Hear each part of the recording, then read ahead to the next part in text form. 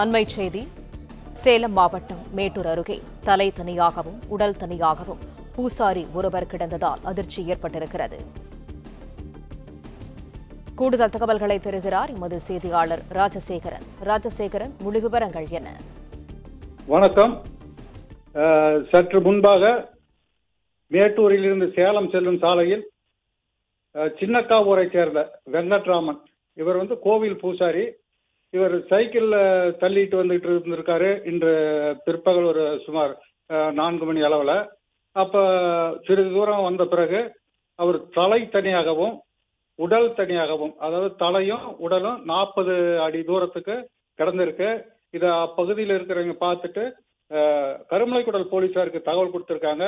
போலீசார் தலையும் அந்த சடலத்தையும் கைப்பற்றி பிரேத பரிசோதனைக்கு அனுப்பியிருக்காங்க.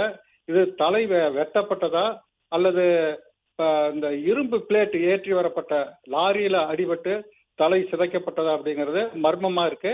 இது தொடர்பாக போலீசார் அந்த வழியா இருக்கிற சிசிடிவி காட்சிகளை வச்சு விசாரணை நடத்திட்டு இருக்காங்க. அந்த சடலம் கடந்த இடத்துல வெங்கட்ராமனின் உறவினர்கள் கதறி அழுத சம்பவம் அப்பகுதியில சோகத்தை ஏற்படுத்தி இருக்கு. இச்சம்பவத்தால் மேட்டூரில் பரபரப்பு ஏற்பட்டுள்ளது. பட்டப்பகலில் அவர் வெட்டி கொலை செய்யப்பட்டாரா அல்லது விபத்தா என்பது குறித்து போலீசார் தீவிரமாக விசாரணை நடத்தி வருகிறார்கள்.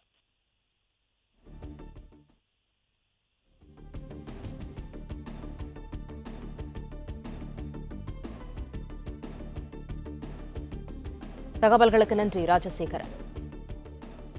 பிளே ஸ்டோர் மற்றும் ஆப் ஸ்டோரில் இருந்து பாலிமர் செயலியை QR கோடு மூலம் பதிவிறக்கம் செய்யுங்கள். செய்திகளை உடனுக்குடன் பெறுங்கள்.